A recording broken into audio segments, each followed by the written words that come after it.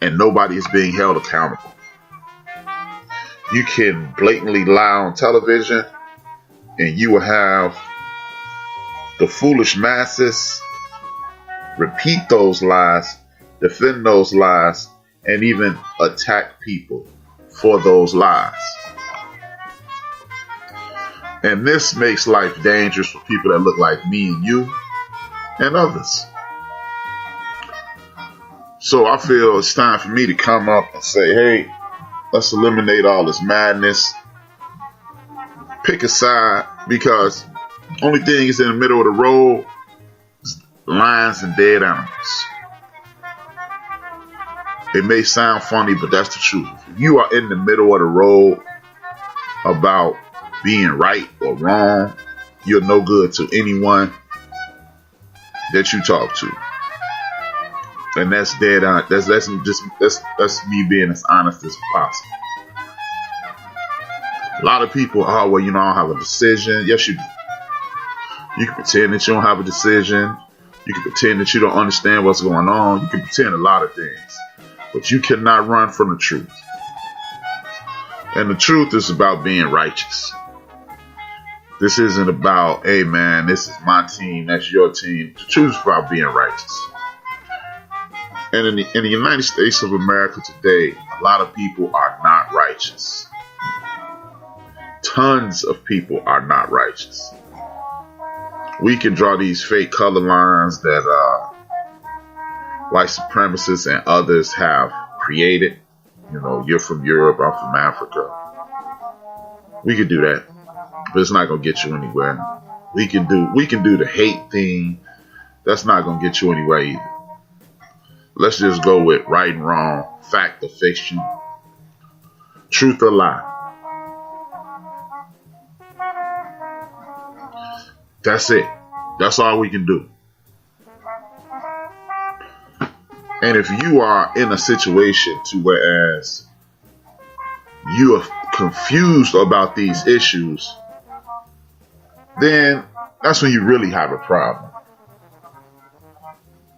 Because, I'm gonna get biblical for a second. You've heard about things in the Bible for years and years and years, and you hear the information. God said the truth will always be there, the truth will set you free, and that type of thing.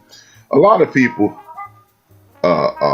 assume that is talking about the Word of God and being a Christian and things of that nature. That's not the case, in my opinion. The truth is what he's speaking about. It is the actual thing. He says the truth is going to be there. The information will be there.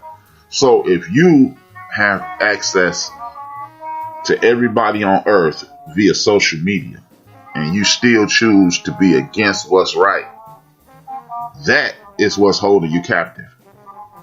Ignorance is holding you captive. And in my opinion, that's what the scripture truly means. Now, I could be wrong, man. I'm not a theologian. But it's just certain things in life that your spirit will lead you towards. And I believe the truth is that. You don't have to be anything or be part of any group or anything of that nature to understand what's right and what's wrong. You have organizations being created every day. You have organizations from the past, and they're supporting people who are telling bold-faced lies, creating falsehoods, and pitting brother against brother at the end of the day. If you want to divide this between Democrats and Republicans, go right ahead. But I'm dividing this between people who are right and people who are wrong. And you can do it any way you like. If you want to, oh man, I'm right, and this, that, and the third, and this is how I'm getting down, man, knock yourself out, man. But at the end of the day, we live in a country that almost feasts off ignorance and propaganda. And when you living like that, you're always going to have a problem.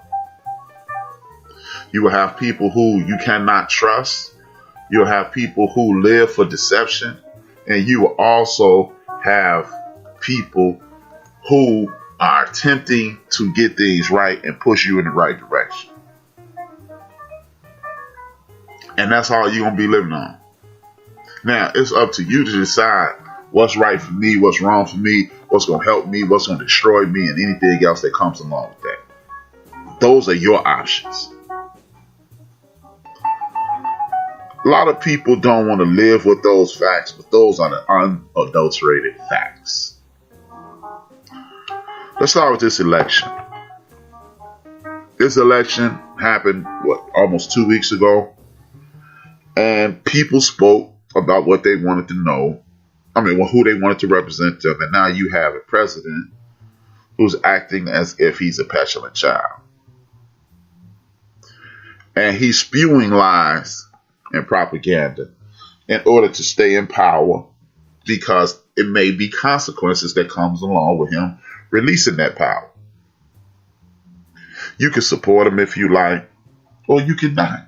You don't have to hate him. You can just look at him for what he is. Shout out to Karen Hunter, and that would be a carnival barker.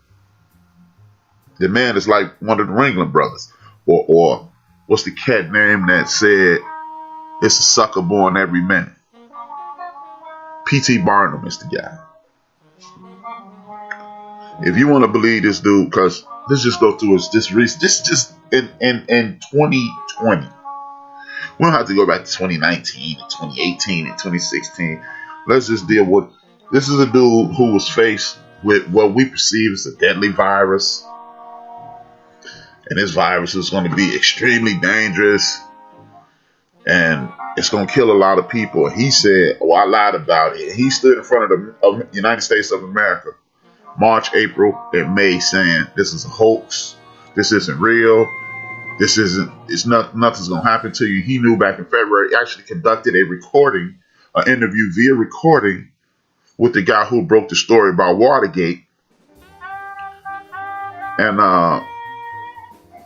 he told my man, I know this is going to be dangerous. He literally stands in front of the world and says, bleach and ultraviolet light will get this away from you. Knowing that wouldn't help. He draws alliances, or at least won't condemn nationalists, white nationalists. He does everything that is contradictory to being positive. And then you get these dumbasses throughout the United States of America to support him. And they support him on the guise of, well, the other side lied too. But when people present that conversation to me, first of all, I'm done having that conversation with anybody.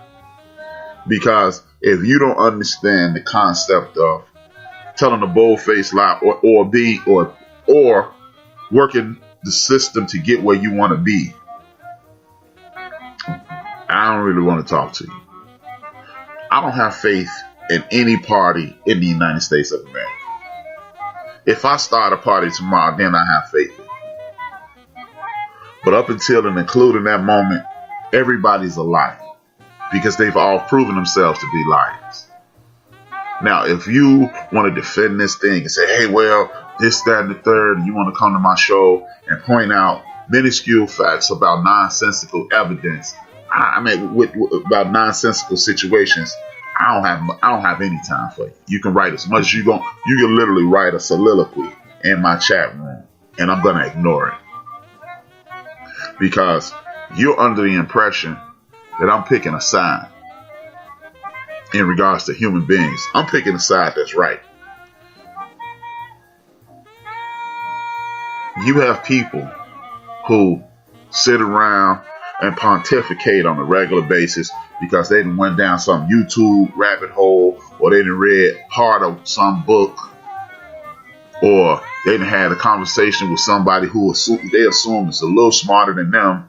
Therefore, what they do is see this what this guy said, and then they regurgitate those things without doing any research or in an attempt to be the smartest guy in the room. Well, you can stay in that room and be the smartest guy in that room, and that's cool. I'm not here for that. I'm here to let you know it's time to get your ass in gear. It's time to protect yourself. It's time to put yourself in the best possible position to survive. Because there is, at this point, I don't see winning in the near future. There is always an opportunity to win, but I do not see winning in the near future. The only way we will be able to win is if you galvanize the good people that you know, and then you and those people create pockets of independence. And when you create pockets of independence, you reach out to like-minded people, and then you create what will be a community. And when you create that community, you'll have a sustainable force, so you won't fall subject to the foolishness that goes on in the United States of America. You can put a color on it, you can put a party on it, you can do anything, because you know what? I will do one thing for you. I will put a dollar amount on it. Because at this point, you're living in the midst of capitalism. Capitalism is not about humanity. It's not about survival. It's about what the dude said. Michael, can't think of his name right now. Mike Douglas said in this movie called Wall Street, back in the late 80s. He who dies with the most toys wins. What they've done in the United States of America is put you in a position so you can chase things and not give a damn about people. I want that real nice car. I want that big giant house, and I'll sell you and your mama out to get it. And that's just where we living right now. Now, do you not deserve to have nice things? No, that's a falsehood. No, there's nothing wrong with having a big giant house. There's nothing wrong with having an extremely nice car and nice things. The problem comes is when you have those things at the expense of other people. And that's just it. If you can obtain those things while helping people along the way, that is the way. That is truly the way to go. But if you are going to get this big dumbass house and you got to kill somebody, you got to hurt somebody, you got to poison somebody, or you have to stand on their neck to get it, that's when you're wrong. See, people have created this falsehood that, hey man, you got to get yours and don't worry about other people.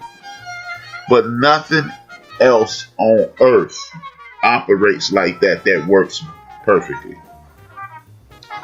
Even in the jungle, as the lions and the leopards and the other predatory animals exist, all the alligators don't eat all the fish. They eat what they need and then they move on. The lions or what have you. When you're looking at monkeys, they don't eat every banana in the tree. They eat what they need and leave the rest. As I was stating on the Couch Potatoes Thursday, you are looking at the situation to whereas when you study the history of man, the man always allows his combatant, because they have no enemies unless you're evil, his combatant to escape or continue to survive under his will. In America, we don't do that.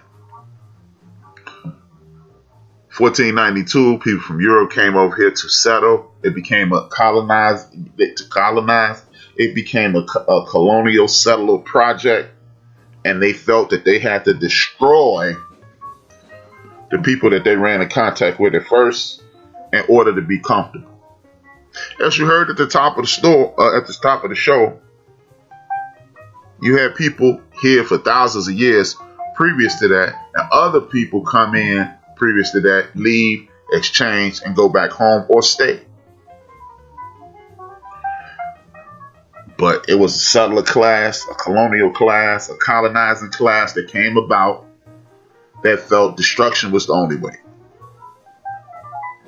And since that day, that's been the way. Well, I'm here to say that's no longer the way. Or no